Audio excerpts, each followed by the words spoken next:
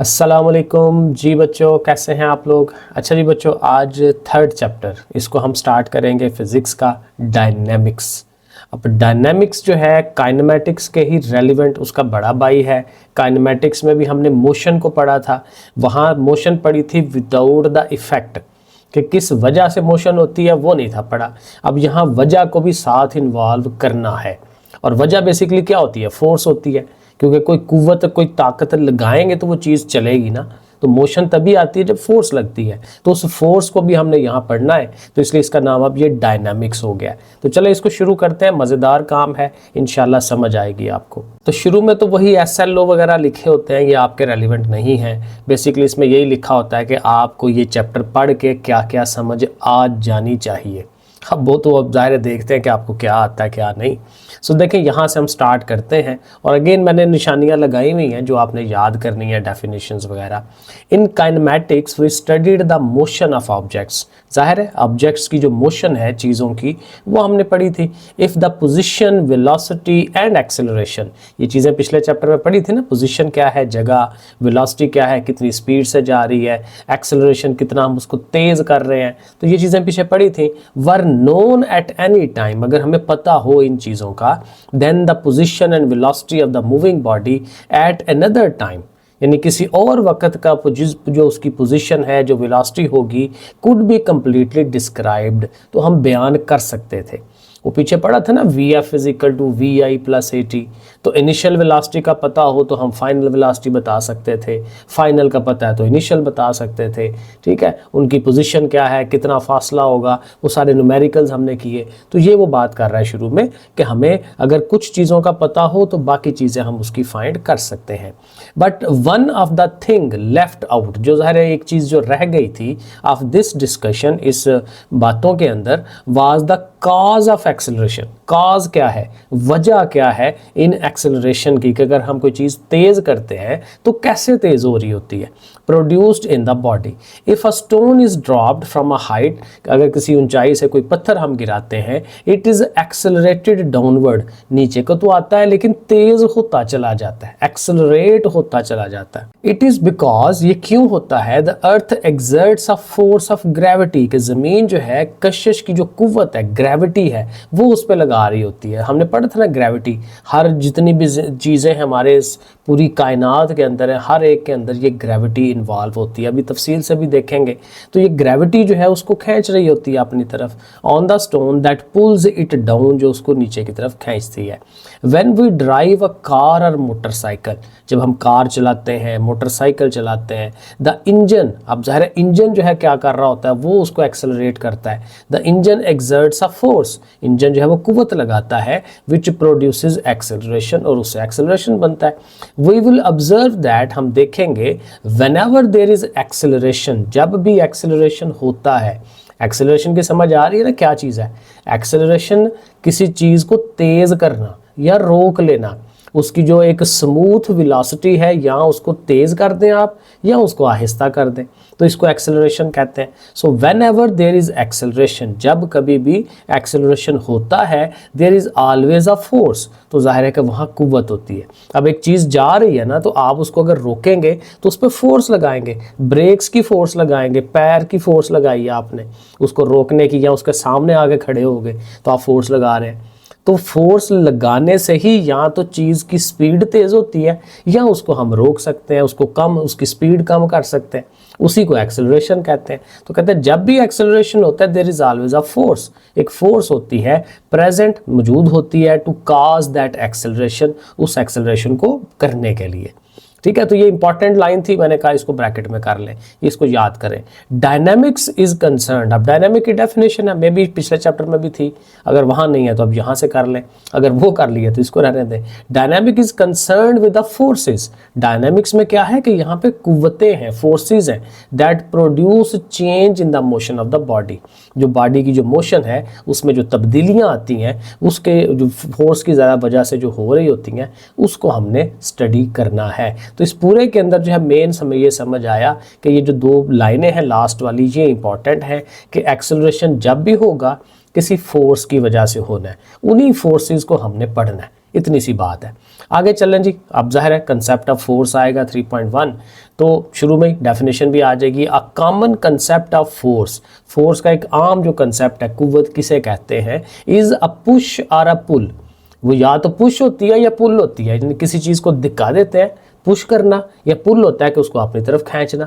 ठीक है, तो पुश या पुल होता है दैट स्टार्ट, जो किसी चीज़ को स्टार्ट कर देता है, चला देता है, स्टॉप्स या उसको रोक देता है, और चेंजेस द मैग्नीट्यूड, या फिर उसमें तब्दीली ले आता है।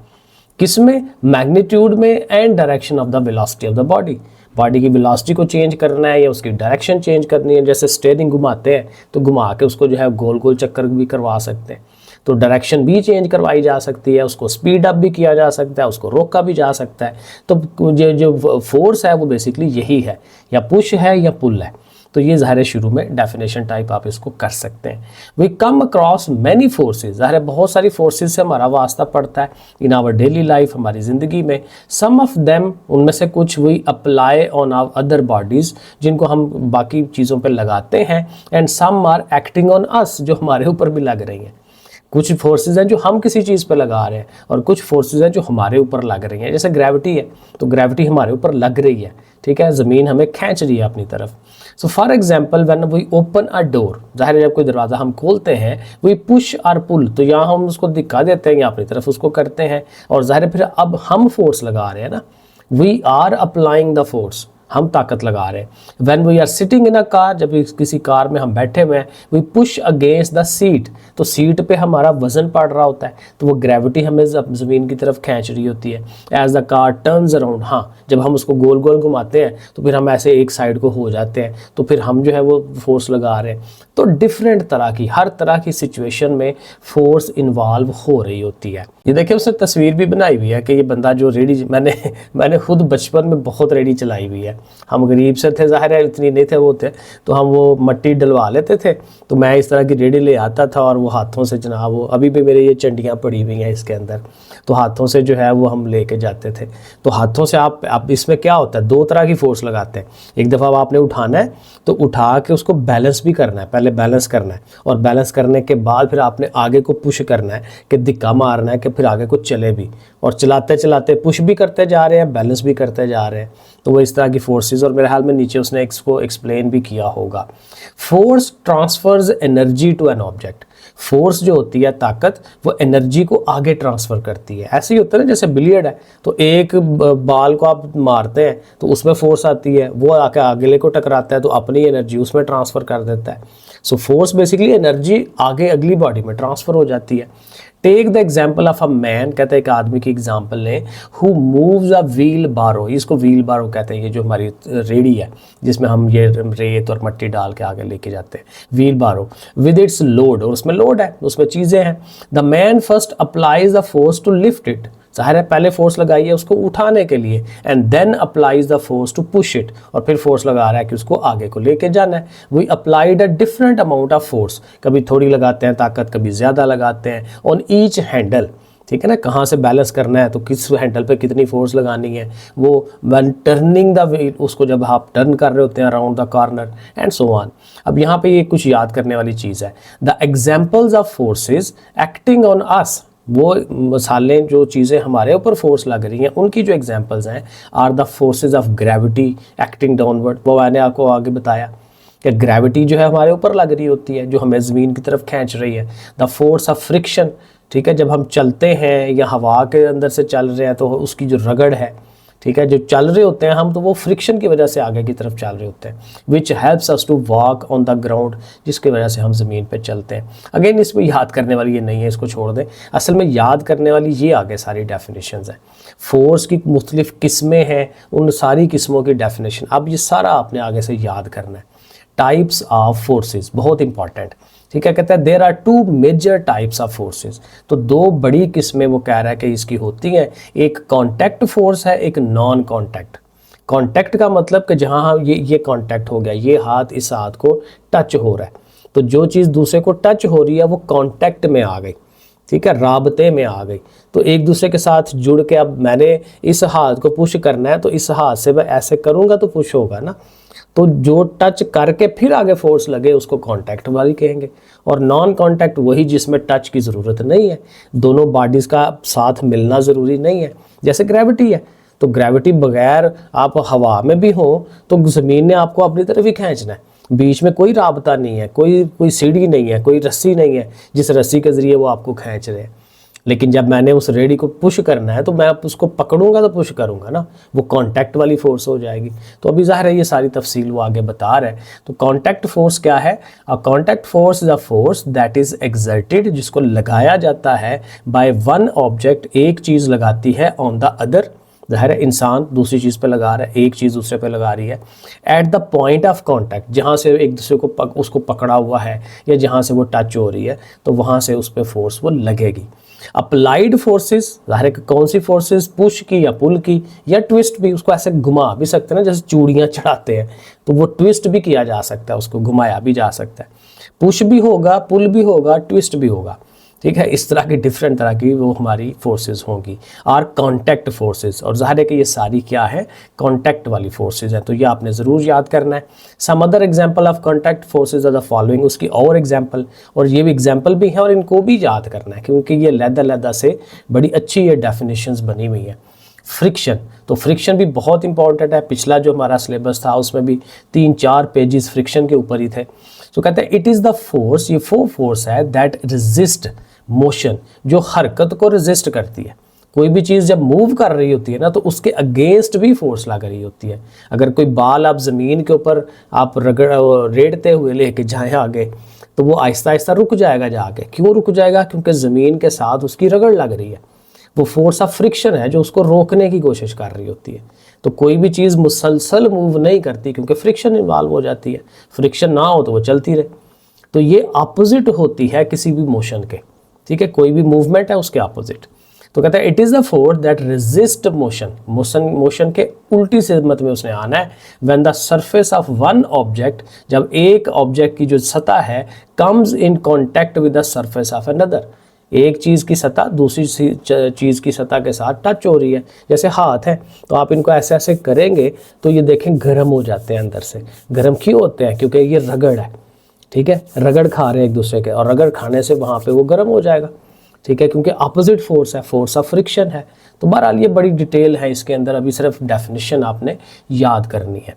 ड्रैग वाली फोर्स भी है। ड्रैग क्या होती है? The drag force is the resistance force, ये भी रेजिस्टेंस की ही एक किस्म है।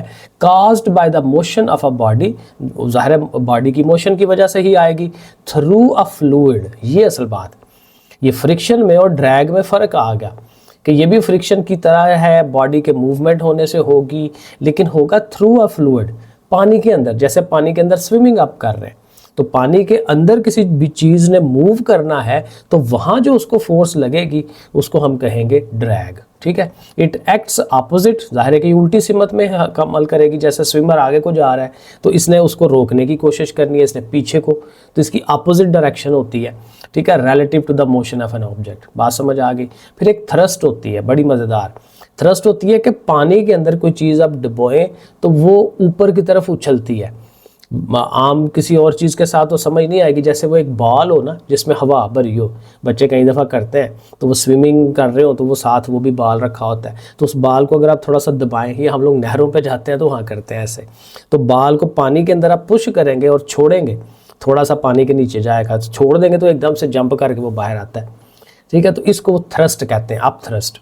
It is an upward force, ये ऊपर की तरफ वाली फोर्स है, एग्जर्टेड बाय अ लिक्विड, जो एक लिक्विड जैसे पानी है, पानी उस पर फोर्स वो लगाता है ऊपर की तरफ, ऑन एन ऑब्जेक्ट, किसी चीज़ के ऊपर, जैसे मैंने बॉल कहा, इमर्स्ड इन इट, जो उसके अंदर हम डुबोते हैं, इमर्स डुबोना, ठीक है। तो ये पहली लाइन ज़रूर इसकी याद करें। When we try to immerse an object in water, जब किसी चीज़ को हम पानी में डुबोने की कोशिश करते हैं, we feel an upward force, तो हमें महसूस होता है कि इसके ऊपर की तरफ को जाने वाली फोर्स लग रही है, exerted on the object.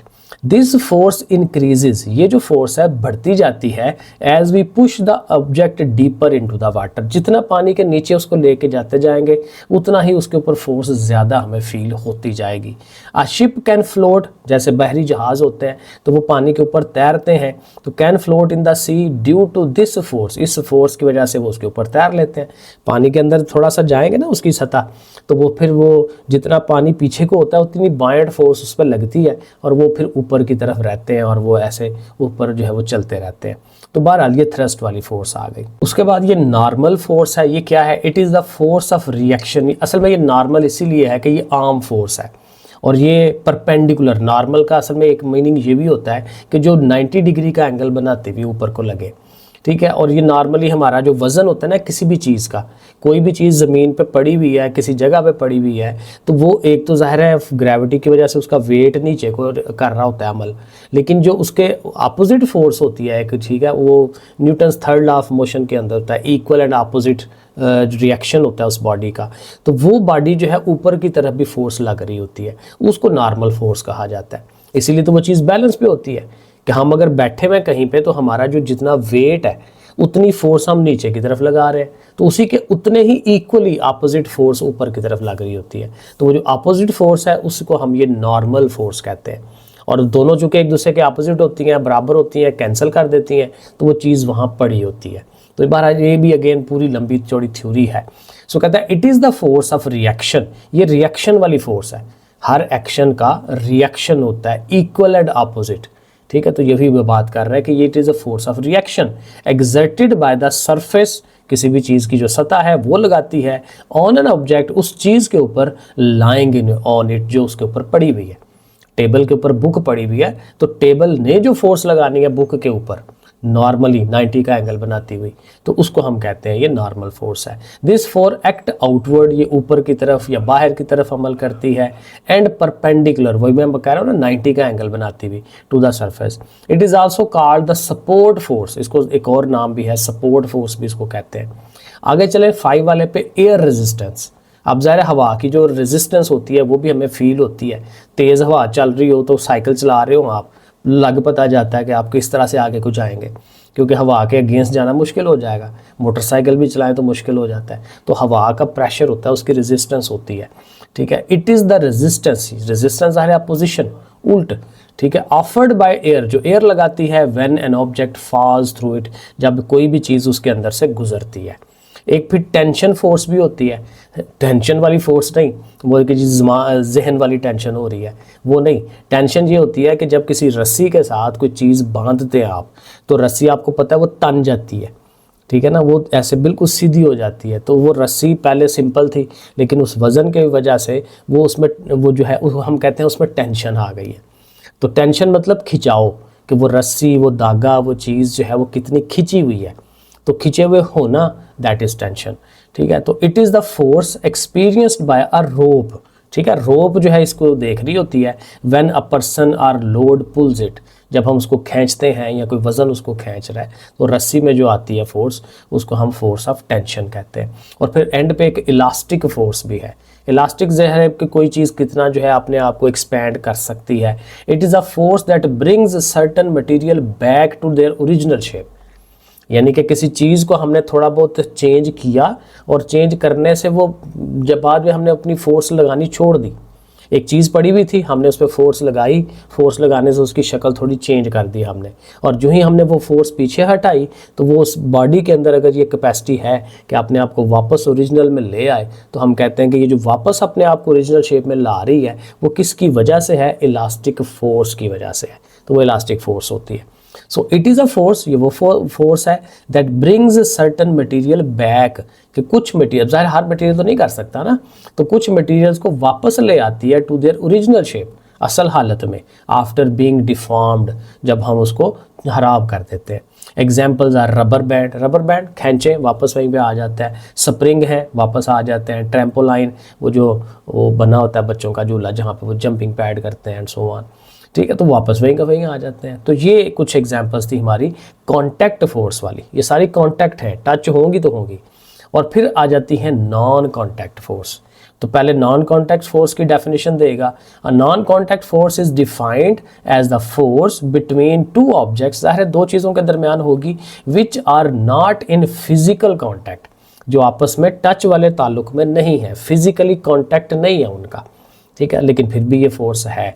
The non contact forces can work from a distance, ज़ाहिर है कि एक फासले से अमल करेंगी, ठीक है, कुछ फासले तक जो है वो अमल करती हैं। जैसे हमारी ज़मीन है और चाँद है, इनके दरमियान कितना ज़्यादा डिस्टेंस है, लेकिन फिर भी दोनों के दरमियान ग्रेविटी है।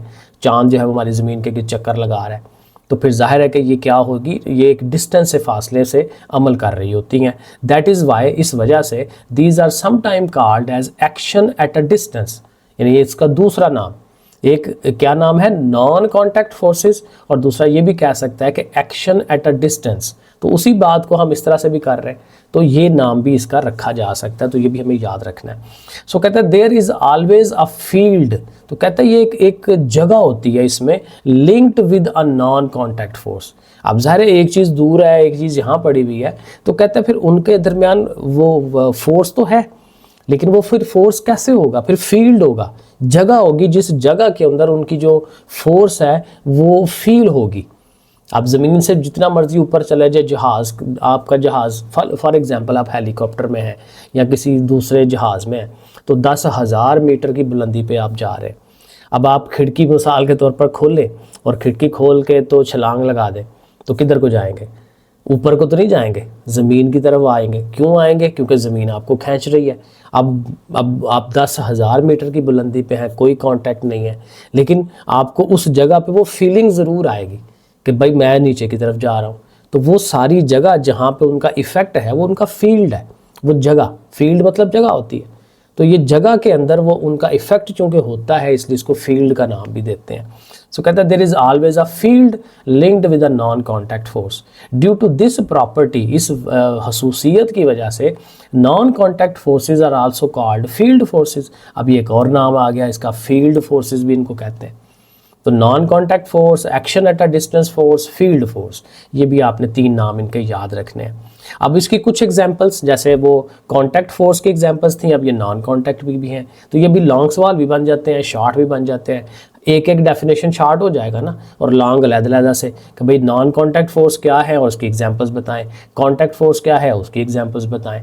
तो ये लॉन्ग भी बन रहा है, शॉर्ट भी बन रहा है, तो सारा याद करना है आपने। पहली जो टाइप है वो है ग्रेविटेशनल फोर्स। अगेन कितनी दफ़ा हमने ये बात कर ली, ग्रेविटी ज़मीन की वजह से, ज़मीन की वजह से तो नहीं, बेसिकली जो ग्रेविटी है वो पूरी कायनात के अंदर है, पूरी यूनिवर्स के अंदर है। यूनिवर्स के अंदर जितने भी चीज़ें हैं मैटर वाली, मादे वाली, ज़ाहिर हर चीज़ मादे से ही बनी हुई है, मैटर है, तो जितनी भी चीज़ें मैटर से बनी हुई है ना, अल्लाह ताला ने एक प्रॉपर्टी रख दी है इनके अंदर कि ये हमेशा एक दूसरे को अट्रैक्ट करती हैं, फोर्स ऑफ अट्रैक्शन होती है इनके दरमियान। तो ये सूरज और ज़मीन के दरमियान भी है, ज़मीन और चाँद के दरमियान भी, पूरी कायनात में ये फैली हुई है, पूरे सिस्टम, हर चीज़ चल ही इसकी बेस पे रही है। इसको पढ़ते हैं, an apple falling down from a tree. ये ज़ाहिर न्यूटन के जो कवानीन पढ़े थे, तो न्यूटन मशहूर भी इसी वजह से हुआ था कि वो एक सेब के दरख्त के नीचे बैठा हुआ था, तो उसके सर में सेब गिरा है या उसके सामने गिरा है, तो वहाँ से उसने सोचना शुरू कर दिया कि ये क्या हुआ, कैसे हुआ, फिर वहीं से उसने जो है वो सारे ये लॉज बना लिए। तो कहते हैं एप्पल वाली जो एग्जांपल है ना, ये फिट बैठती है इसके ऊपर।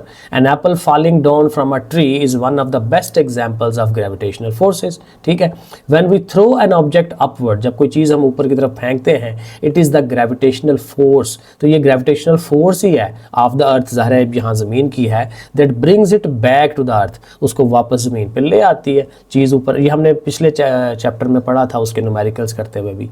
इनफैक्ट हकीकत में the gravitational force is an attractive force, तो ये अट्रैक्शन की फोर्स है, अपनी तरफ खींचने वाली फोर्स है, that exist among all bodies, तमाम चीज़ों के अंदर ये मौजूद होती है, विच हैज़ मास, जिनके अंदर भी मास मौजूद है, छोटी से छोटी, बड़ी से बड़ी।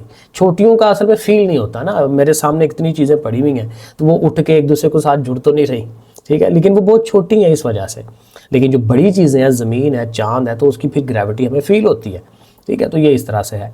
So in fact the gravitational force, ये तो हो गया। It is a long range force, ज़ाहिर है बहुत दूर दूर तक, जैसे ज़मीन, सूरज, ज़ाहिर है दूर दूर है, तो लॉन्ग रेंज फोर्स है, given by Newton's law of gravitation. अब ये न्यूटन ने बहुत मशहूर ये कानून बना के दिया था, ये वाला F = G m1m2/r²। पिछले सिलेबस में ये बहुत इंपॉर्टेंट सवाल था, मस्ट सवाल होता था पेपर में, तो बहरहाल अब यहाँ उस लिहाज से नहीं है। तो F = G m1m2/r²। इसमें m1 m2 दोनों चीज़ों के मासेस हैं, ठीक है, कि उनके अंदर मास कितना है, आर होता है उनके दरमियान फासला कितना है, उनके सेंटर्स के दरमियान कितना डिस्टेंस है, और जी जो है ये ग्रेविटेशनल कांस्टेंट होता है, ये उसने लिखा हुआ है। Where m1 m2 are the two masses distant are apart, एक दूसरे से आर फासले पे हैं, and capital G is the constant of gravitation, ठीक है, ग्रेविटेशन कांस्टेंट है, इट्स वैल्यू इज 6.67। ये वैल्यू आपने ज़रूर लाजमी याद करनी है, ये न्यूमेरिकल्स में आती है, एमसीक्यूज में आती है, ये बहुत इंपॉर्टेंट है, यूनिट भी इसके साथ याद कर लें। द सन्स ग्रेविटेशनल फोर्स, अब यहाँ तक तो ये ला आ जाता है, ठीक है, यहाँ तक आप याद कर सकते हैं उसको, और ला जो है अब वही ना, हर चीज़ उसने मिक्स की हुई है, तो इधर से अगर आप कर लेना तो ये ला बन जाता है, ला ऑफ ग्रेविटेशन, ठीक है, और ग्रेविटेशनल फोर्स भी इसी के अंदर आ जाएगी। और ये एग्जांपल आप सन की दे सकते हैं, the sun's gravitational force keep the earth, ज़ाहिर सूरज की जो ग्रेविटी है वो अर्थ को अपने साथ मिला के रखा हुआ है, एंड ऑल अदर प्लैनेट्स, बाकी भी प्लैनेट भी सूरज के गिर्द घूम रहे हैं ना, तो देखें कहाँ कहाँ तक जो है इसकी सन की जो ग्रेविटी है वो गई हुई है। सन चूँकि हमारे सोलर सिस्टम में सबसे बड़ा है तो उसकी फिर ज़ाहिर है ग्रेविटी भी उतनी फील होती है। So gravitational force of the अर्थ, इसी तरह जो अर्थ की ग्रेविटी है keeps the moon in its orbit, तो उसकी चांद जो है उसके ऑर्बिट में घूम रहा होता है। It also keep the atmosphere and oceans filled to the surface, ये भी बड़ी ज़बरदस्त बात है, हमारे इर्द गिर्द हवा है और कितनी ऊपर तक हवा मौजूद है, हमारा एटमॉस्फेयर माहौल, तो वो माहौल हमारी ज़मीन के साथ क्यों जुड़ा हुआ है। अगर वो ग्रेविटी ना होती तो ये हवा ने उड़ उड़ के इधर उधर चला जाना था और यहाँ सांस लेने के लिए कुछ होना नहीं था। तो देखें कितनी ज़बरदस्त जो है ये ग्रेविटी मौजूद है, और ये ओशन जो समंदर का पानी है वो भी वहाँ पे साथ जो है अटैच है ज़मीन के साथ, वो उड़ के ऊपर नहीं जा रहा, ठीक है, जैसे स्पेस में हो सकता है। Even an object resting on a surface, किसी भी चीज़ पे जगह पे कोई चीज़ पड़ी हुई है, एक्सर्ट्स अ डाउनवर्ड फोर्स, ये पहले भी हमने पढ़ा कि वो नीचे की तरफ फोर्स लगाती है, कॉल्ड इट्स वेट, उसको उसका वजन कहते हैं, due to the attractive force of the earth, earth की ग्रेविटी की वजह से। तो ये हमारा ग्रेविटेशनल हो गया। नंबर 2 जो है इलेक्ट्रोस्टैटिक फोर्स। अब इलेक्ट्रोस्टैटिक जो फोर्स होती है ये चार्ज की वजह से होती है, पॉजिटिव चार्ज, नेगेटिव चार्ज, ये हमने केमिस्ट्री के अंदर पढ़ा था कि इलेक्ट्रॉन अगर बीच में निकल जाते हैं एटम में से तो इलेक्ट्रॉन, अब लंबी पढ़ने सारी चीज़ें हो जाती हैं, इलेक्ट्रॉन और प्रोटॉन दोनों अपोजिट चार्ज होते हैं और दोनों के होने की वजह से एटम न्यूट्रल होता है, लेकिन किसी वजह से अगर इलेक्ट्रॉन निकल जाएं तो वहाँ से इलेक्ट्रॉन निकल गए तो इलेक्ट्रॉन नेगेटिव चार्ज है वो बाहर हो गए, तो पीछे पॉजिटिव चार्ज ज़्यादा हो जाता है, तो इस तरह नेगेटिव पॉजिटिव चार्ज ऐसे वो डेवलप होते हैं। अब थोड़ा मोटा मोटा मैंने आपको बताया, तो ये पॉजिटिव नेगेटिव चार्ज होते हैं ना एक दूसरे को अट्रैक्ट करते हैं, प्लस प्लस चार्ज होते हैं रिपेल करते हैं, फोर्स तो है ना रिपल्शन की, एक दूसरे को एक दूसरे से दूर भेजने की, धकेलने की, लेकिन प्लस और माइनस चार्ज होता है वो अट्रैक्ट करता है, ये भी याद रख सकते हैं आप। An electrostatic force act between two charged object, ठीक है, दो ऐसे ऑब्जेक्ट जो चार्ज हुए हैं, एक पे पॉजिटिव एक पे नेगेटिव, द अपोजिट चार्ज, ज़ाहिर पॉजिटिव नेगेटिव अपोजिट एक दूसरे को उल्टा है, अट्रैक्ट ईच अदर, एक दूसरे को खींचते हैं अपनी तरफ, and similar charge plus plus और minus minus repel each other, एक दूसरे को दूर भगाते हैं, as shown in the figure. Like gravitational force electrostatic force is also a long range, ये भी ज़ाहिर है कि इसमें ज़्यादा रेंज इसमें हो सकती है। आगे मैग्नेटिक फोर्स है, मैग्नेट से हमारा वास्ता पड़ता रहता है। It is a force which a magnet exert, ये वो फोर्स है जो एक मैग्नेट लगाता है और किसी और मैग्नेट पे या मैग्नेट वाली चीज़ों के ऊपर, मटेरियल्स के ऊपर, ठीक है। और मैग्नेटिक जो मटेरियल्स हैं उसमें आयरन, लोहा, डेफिनेटली आपको पता है लोहे के साथ मैग्नेट लग जाता है, निकल के साथ भी हो सकता है। निकल एंड कोबाल्ट नॉर्मली हमें नज़र ही नहीं आते, तो लोहा चूँकि हमारी रूटीन में मौजूद होता है तो हमें फील होता है मैग्नेट के साथ, लेकिन ये भी नाम याद रखने आपने, निकल एंड कोबाल्ट और आयरन, इन तीनों के साथ ये मैग्नेट जो है अपनी अट्रैक्शन बनाता है। You might have observe that iron pins, लोहे की जो पिन्ने हैं जैसे यहाँ पे उसने बनाई हुई हैं, in the presence of a magnet without any physical contact, physical contact के बगैर ही उसके साथ जाकर जुड़ जाती हैं, क्योंकि जाहिर है कि वो लोहा होता है। और मैग्नेटिक फील्ड, यहाँ पे भी मैग्नेटिक फील्ड होता है, वो जगह जहाँ पे इसका असर जो है वो फील हो रहा होता है। Magnetic force between the poles of two magnet can be either attractive और रिपल्सिव, कहता है अगर दो मैग्नेट हो आपके पास, जैसे यहाँ पे देखें ए मैग्नेट के एक सिर्फ एस लिखा हुआ है तो दूसरी तरफ ना एन लिखा होता है, ये नॉर्थ होता है, नॉर्थ एंड साउथ पोल होते हैं इसके, और एक और मैग्नेट लाएंगे तो उसका भी तो नॉर्थ साउथ पोल होगा। तो अगर नॉर्थ की तरफ नॉर्थ हो जाए और साउथ की तरफ साउथ हो जाए तो फिर एक जैसे हो गए ना, तो जो एक जैसे हो जाते हैं वो रिपेल करते हैं, दूर दूर भेजते हैं, लेकिन अगर नॉर्थ की तरफ साउथ आ जाए, साउथ की तरफ नॉर्थ आ जाए, फिर वो अट्रैक्ट करते हैं। तो यहाँ पे भी मैग्नेट के साथ भी वही रूल है। So this can be observe is very easily by bringing different poles. वही बात है, मुख्तलिफ पोल्स को आमने सामने करें तो फिर हमें समझ आ जाती है। और लास्ट पे एक और फोर्स है, फिर आगे ये जो 3.2 है ना, अगले लेक्चर में करते हैं। 30 मिनट हो गए, इतना इनफ होता है एक दफ़ा में। So strong and weak nuclear forces, nuclear force यानी एटम के अंदर, जैसे वो एक केमिस्ट्री के अंदर हम पढ़ते हैं। सो कहता है these are also non contact force. ये भी ज़ाहिर है दूर दूर से, क्योंकि न्यूक्लियस के अंदर न्यूट्रॉन और प्रोटॉन पड़ा हुआ है, ये नहीं कि वो जुड़े हुए बैठे हुए हैं, ठीक है, ऐसे ऐसे बैठे हुए हैं, लेकिन ये है कि उनके दरमियान फोर्स ऑफ अट्रैक्शन है, तो ये स्ट्रांग होती है। जो न्यूक्लियस वाली फोर्स है वो स्ट्रांग होती है, ठीक है। So these are also non contact forces acting between the sub atomic particle. Atom का सब एटॉमिक मतलब इलेक्ट्रॉन, प्रोटॉन, न्यूट्रॉन और भी, क्योंकि ये इनके अलावा भी बहुत सारे पार्टिकल्स होते हैं। So we will study and so on. तो यहाँ तक अभी फ़िलहाल आप करें इसको तैयार, याद करें, समझें इन्हें। तो इंशाल्लाह अगले लेक्चर के अंदर ये फंडामेंटल फोर्सेस यहाँ से हम शुरू करते हैं। ओके, फिर अल्लाह हाफिज़।